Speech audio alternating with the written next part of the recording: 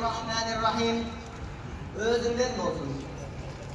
Aziz kardeş, diyen doğanın terinde, yamanım olsa da özünden olsun.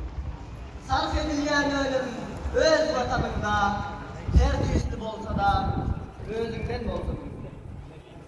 Dime kuldan, harabadır uyum yok, yarasıklı, diğer yağlı giyim yok, yağda yeterlikle, içer iyim yok. Olanda kadim ol, özünden olsun. Bağırgan milletin düşman elinden, tağlanıptır sağından hem solundan.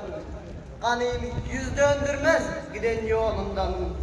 Ağla göz bolsa da özünden olsun.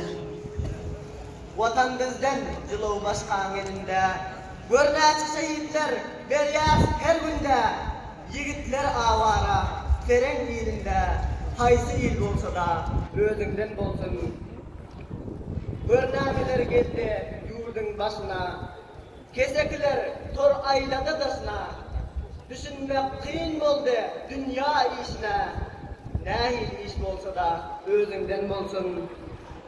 Dost diyimde düşman gelip karşına, zehir zakkum kattı senin aşına.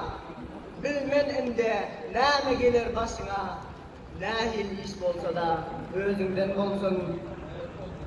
Uwan yurdun erkin azat bolunna, kıyınan vatandaşın rengi solunna. Inanmawır bigananın yalanna. Dur bakayım. Hiç kadının kameranı özünden bolsun.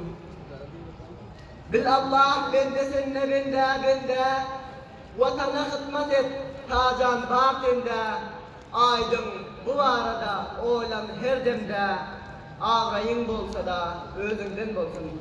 Meni üstlerden yanın için köpten köp minnetler, sağ olun.